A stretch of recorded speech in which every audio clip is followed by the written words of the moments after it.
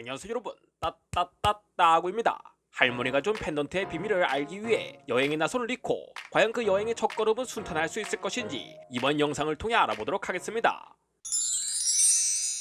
이제 학교도 안 가겠다. 사복으로 갈아입은 리코는 밖에서 이상한 소리가 들리길래 나가보니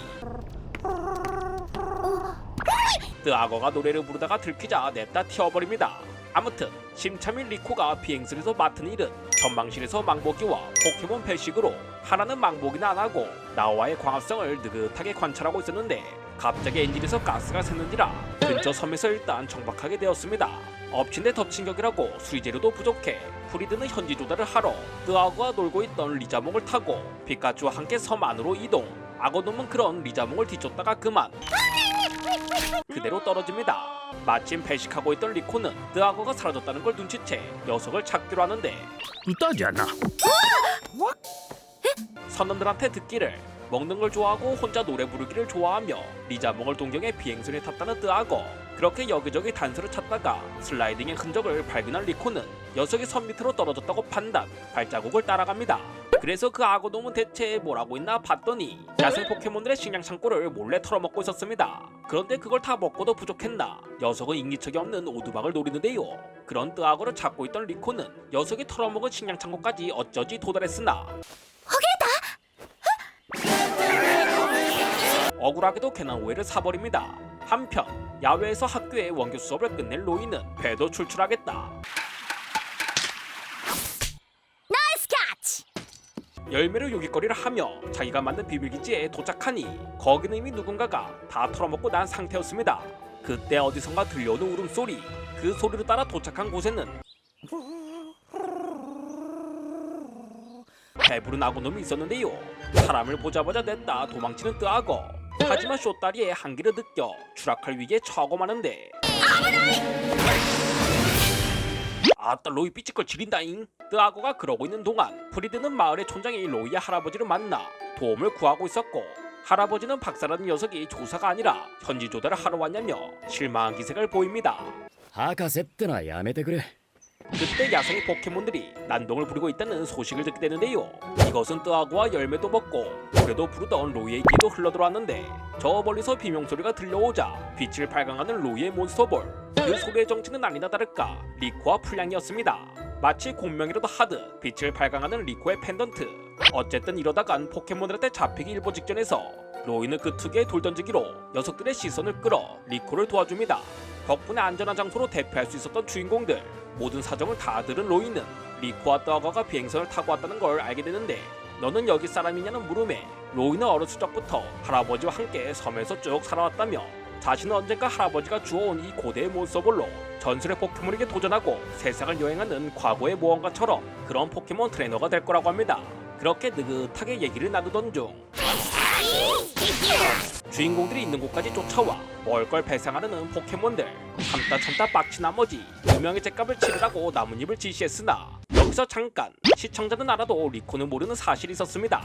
그것은 벌레 타입한테 풀 타입 기술은 반감, 그것도 비행 타입까지 달고 있는 스라크한테는 4분의 1이라는 걸 말이죠. 그런 줄도 모르고 의기양양한 표정을 짓는 리코와 풀량이 한편 뒤에서 망했음을 감지한 뜨악어는 나라도 나서야겠다며 불꽃을 토해냈으나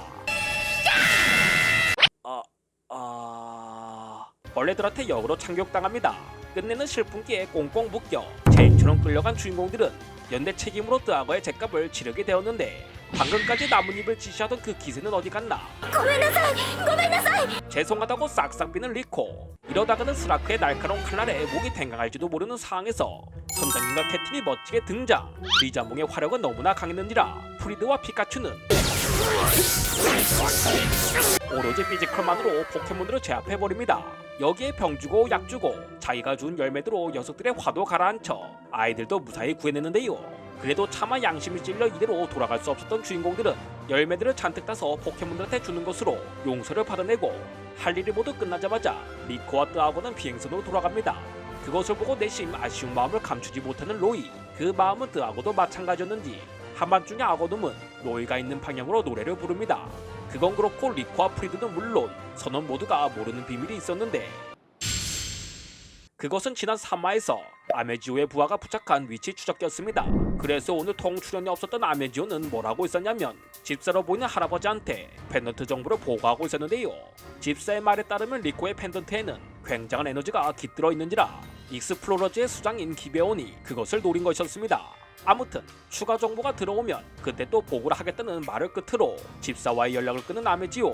그는 펜던트에 담겨있는 에너지의 정체를 밝혀내기 위해 부하들에게 지시를 내려 주인공들이 있는 쪽으로 잠수함의 머리를 돌립니다. 이번 4화에서는 또 한 명의 주인공 로이의 이야기가 시작되었습니다.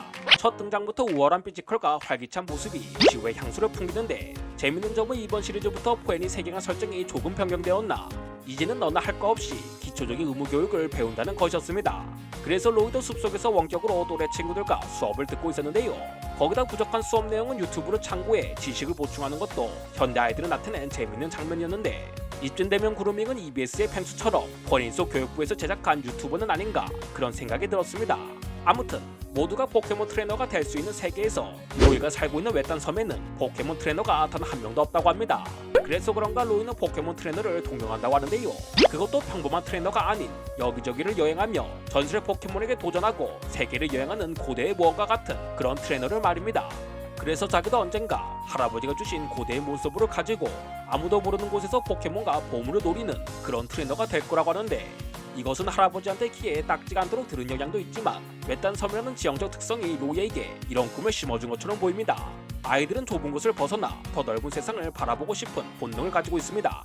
그렇게 외딴 섬의 좁은 지형은 부풀어 오르는 로이의 꿈을 전부 담지 못하기에 로이는 다른 친구들처럼 주인 포켓몬 찾기나 체육관 순회가 아닌 여행을 중시한 무언가를 자신의 목적으로 삼은 것이라 볼 수 있겠습니다. 리코와는 달리 명확한 꿈을 가진 또 한 명의 주인공 로이. 숲을 자기 앞마당처럼 지낸 덕분에 놀라운 피지컬은 물론 무언가를 던지는 실력은 일품이다 못해 신의 경지에 이르렀는데요. 거기다 곤란한 이들을 도와주는 착한 신성까지 리코에 비하면 다소 그 임팩트는 부족했지만 이 정도면 충분히 주인공으로서 괜찮은 데뷔라고 생각하는데 과연 로이는 뜨아고와 더욱더 깊은 인연을 만들 수 있을 것인지 이 부분은 다음에 또 얘기해보도록 하겠습니다. 이번 영상에 관한 내용은 어디까지나 제 100% 주관일 뿐이며 여러분의 창의적이고 재미난 해석이나 의견이 있다면 아래 댓글로 남겨주시길 바랍니다. 그럼 마지막으로 이 영상 요약. 로이 첫인상은 합격이다. 끝.